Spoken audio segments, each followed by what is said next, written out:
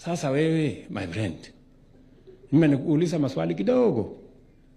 Wewe umekuwa kiongozi hii Kenya 50 years.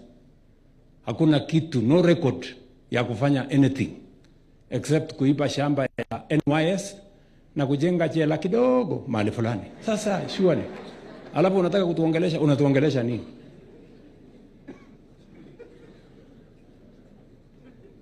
Mwingine hapo mtu ameiba relief food, yani chakula ya watu maskini, ya watu wako na njaa, umeenda kuiba.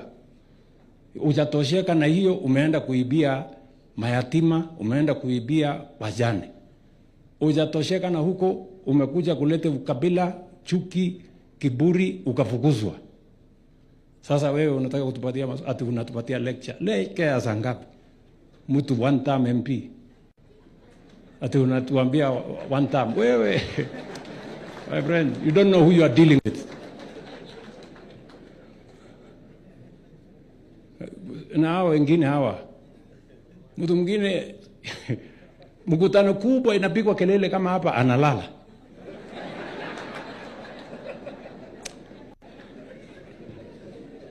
Alafu sasa yeye anatuambia maswali, sijui nini, tunaongea mambo ya sijui nini, sijui maandamano nini, watu wamefanya nini.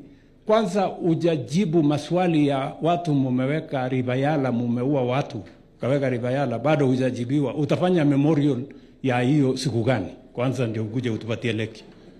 These people, they are useless. Wacha niwaambie, hii ni watu wako chini sana, wako chini. So don't worry.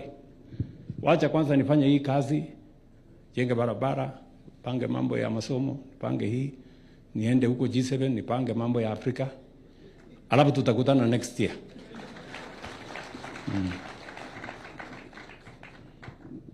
Owa tebje borani.